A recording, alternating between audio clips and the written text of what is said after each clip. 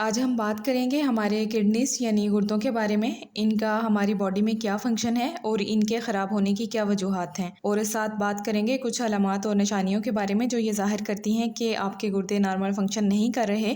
یہ علامات گردے فیل ہونے سے پہلے آپ کو نظر آنا شروع ہو جاتی ہیں۔ یہ ہمارے جسم کے قدرتی فلٹرز کی طرح کام کرتے ہیں۔ گردوں کا سب سے اہم کام ہمارے خون کو فلٹر کرنا ہے۔ ہر منٹ میں تقریباً 1 لیٹر خون گردوں میں سے گزرتا ہے۔ ان میں 10 سے 15 لاکھ کے قریب چھوٹے چھوٹے فلٹرز لگے ہوتے ہیں جنہیں نیفرونز کہا جاتا ہے۔ ان نیفرونز کے ذریعے خون فلٹر ہوتا ہے۔ ہمارے بلڈ سے اضافی نمکیات، پانی اور زہریلے مادے فلٹر ہو جاتے ہیں اور یورین یعنی پیشاب کی صورت میں ہماری باڈی سے خارج ہو جاتے ہیں، اور باقی صاف خون اور پروٹینز واپس ہماری باڈی میں ری ایبزارب ہو جاتے ہیں۔ ہمارے گردے الیکٹرولائٹس جیسے کہ سوڈیم، پوٹاشیم اور کیلشیم کو بھی متوازن رکھتے ہیں۔ یہ الیکٹرولائٹس پٹھوں اور ہمارے نروس سسٹم یعنی دماغی سسٹم اور باڈی کے پی ایچ لیول کو برقرار رکھنے کے لیے انتہائی اہم ہیں۔ یہ ہارمونز بھی بناتے ہیں جو ہمارے باڈی کے دوسرے سسٹمز کو ریگولیٹ کرتے ہیں۔ ایک ہارمونز جو گردے بناتے ہیں وہ ہے رینن، جو بلڈ پریشر کو کنٹرول کرنے میں مدد کرتا ہے، دل اور خون کی گردش کو صحیح طریقے سے کام کرنے میں مدد دیتا ہے۔ اس کے علاوہ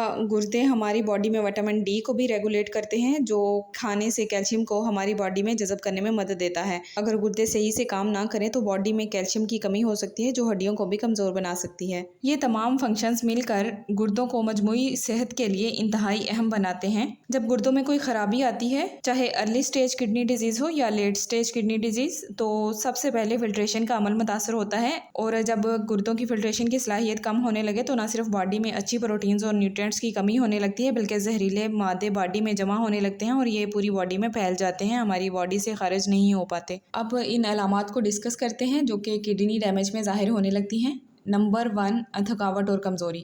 آپ ہر وقت ایگزاسٹڈ رہتے ہیں، بہت زیادہ کمزوری فیل ہوتی ہے۔ صحت مند گردے ایک ہارمون ایریتھروپوئٹن پیدا کرتے ہیں جو خون کے ریڈ سیلز بنانے کے عمل کو سٹیمولیٹ کرتا ہے۔ جب گردے خراب ہوتے ہیں تو یہ ہارمون بھی نہیں بنتا جس سے خون کی کمی ہو جاتی ہے۔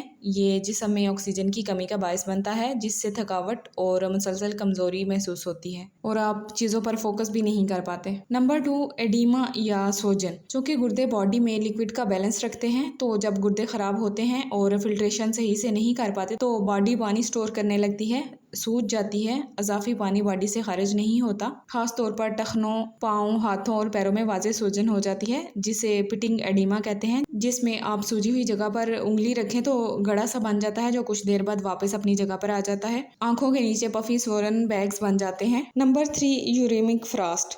اس میں آپ کی باڈی پر خاص طور پر سر اور فور ہیڈ پر چھوٹے چھوٹے وائٹ کلر کے یوریا سپاٹس بن جاتے ہیں۔ یہ کنڈیشن اب کم ہو گئی ہے جب سے ڈائلیسس سٹارٹ ہوا ہے۔ اس سے پہلے کڈنی ڈیزیز میں یہ کنڈیشن کامن تھی۔ جب گردے خراب ہونے کی وجہ سے یوریا کو باڈی سے باہر نہیں نکال پاتے اور اس کا لیول ہائی ہو جاتا ہے تو یہ پسینے کے راستے باہر آتی ہے اور باڈی پر اس کے سپاٹس بن جاتے ہیں۔ Number 4، high blood pressure. اصل میں بلڈ پریشر وہ دباؤ ہوتا ہے جو تب پیدا ہوتا ہے جب خون بلڈ ویسلز کی دیواروں سے ٹکراتا ہے۔ جیسے اگر پانی کے پائپ کی مثال لیں تو اگر پائپ کا منہ تنگ ہوتا ہے تو پانی کا پریشر بڑھ جاتا ہے۔ بالکل اسی طرح جب خون فلٹر ہونے کے لیے گردوں میں آتا ہے تو سلو فلٹریشن کی وجہ سے خون کا پریشر بڑھ جاتا ہے اور ہائی بلڈ پریشر گردوں کو مزید خراب کرتا ہے۔ نمبر 5، یورین میں تبدیلی۔ کیونکہ گردے ہی ہماری باڈی میں ایسے آرگن ہیں جو یورین یعنی پیشاب بناتے ہیں، تو جب یہ خراب ہوتے ہیں تو اس پر ڈائریکٹ اثر پڑتا ہے۔ ارلی کڈنی ڈیزیز میں بہت زیادہ پیشاب آتا ہے، یہ ابتدائی علامت ہو سکتی ہے، جبکہ لیٹ سٹیجز کڈنی ڈیزیز میں اس کی مقدار کم ہو سکتی ہے۔ یورین جاگدار یا بلبلوں والا ہوتا ہے۔ یہ اس بات کی نشاندہی کرتا ہے کہ یورین میں پروٹینز آ رہی ہیں۔ ہماری باڈی کو ان پروٹینز کی ضرورت ہوتی ہے، لیکن اب نارمل کڈنی فنکشن کی وجہ سے یہ باڈی میں دوبارہ